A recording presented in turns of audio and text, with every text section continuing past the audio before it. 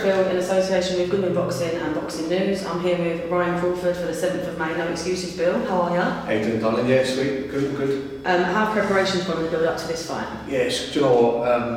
Obviously, I've really put my all into this fight, 100%.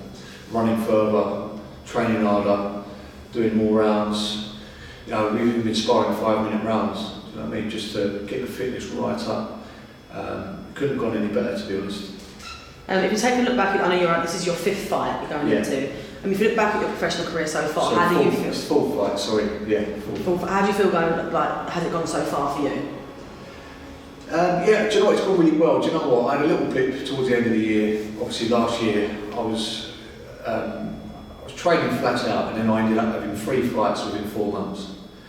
Now, obviously, I was advised not to take the 3rd fight because, obviously, you know, it's ridiculous. You know, I only had 4 weeks in preparation. I'd broken my nose in the 2nd fight, so it was. I just didn't want to let anyone down. Obviously, I committed to the show in December. I didn't have to sell any tickets, which is always a bonus. Do you know what I mean? So I just thought I'd get up. The guy that I was fighting, you know, he was the worst opponent that I fought. I thought I was going to have a nice, easy night. I was thinking about the after party. Do you know what I mean? I was arranging all the after party. I'm like, yeah, boys, come on. I was arranging all this, that, the other. And my mind went on the fight. Do you know what I mean? I didn't really do any sparring because I broke my nose in the 2nd fight. I got in with a broken nose. I let it heal for 4 weeks. With a broken nose. That's painful. I just thought, yeah, I'll get in, I'll knock him out in 1 round. Like, I looked past him, and the geezer that I was fighting, he did not want to have a tear at me. Like, he was shit scared. I'm not even joking. Like, he was just on his back foot, just running around the ring pretty much. And obviously, where my nose was broke, I couldn't. I just couldn't breathe, so I had to keep my mouth open. Of course, you can't chase him because you're out of breath. It was just a nightmare. Like, yeah. So you're coming off the back of a loss going into this fight. Yeah. Does it make you like nervous, or you're more excited to get in and prove yourself? Do you know, this time I know there's no way I can lose because I've trained that hard for this fight. You know, I've had, you know, a good 3 months getting ready for this fight. So I know, like, my weight's bang on. You know, nothing. I mean, stopping sparring partners. I'm more than confident for this fight. Back in a good place now.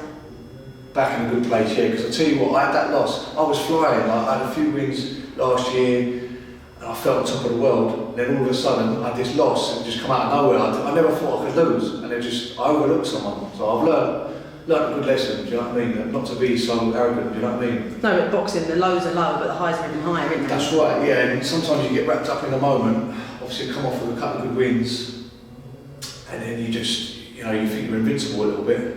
And I thought I'd take this guy out, because sometimes you look at the guy on the box rec and you look at their records. 2 guys that I thought was like, you know, good opponents, right? And I beat them both comfortably. I didn't lose a round, right? I thought this guy, yeah, easy, you know, I'll get in there and get the job done. You know, and I paid the price for it. Does that mean? You are 29 years old. Do you think that gives you an advantage over the younger boys that ain't got experience like you or time? I've got that manpower. Do you know what I mean?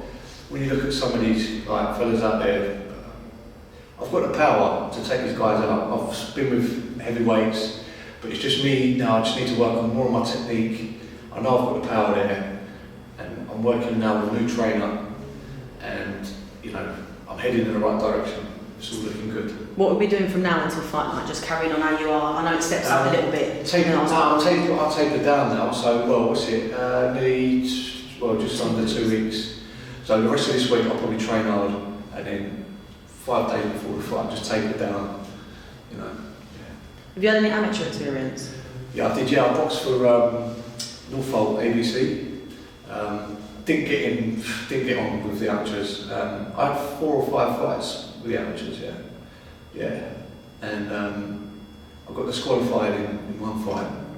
Lots of people do. I got disqualified because I hit a guy with a left hook, peach with left hook. He was almost knocked out, right? He's sliding down the ropes, and I've carried on, you know, trying to take him out. The ref's gone like that, like, you know, I'm thinking, he's waving me off, because, you know, I was doing, because I've done a couple of unlicensed shows before I did the amateurs, right? So, I'm like, the unlicensed style of fighting, you know, it's a completely different amateur style. Do you know what I mean? I'm going in for the knockout. You know, that's my style of fight. That's what I've got on in the amateurs. Makes you exciting. Do you know what I mean? And the rest gone like that, waving it off, and I'm thinking, yeah, I'll fucking won. But he's like, no, you're disqualifying me. I'm like, what? The geezer's fucked. Like. Yeah, cool. Well, good luck for the 7th, and Yeah. I'll speak to you soon. Okay, yeah, cheers.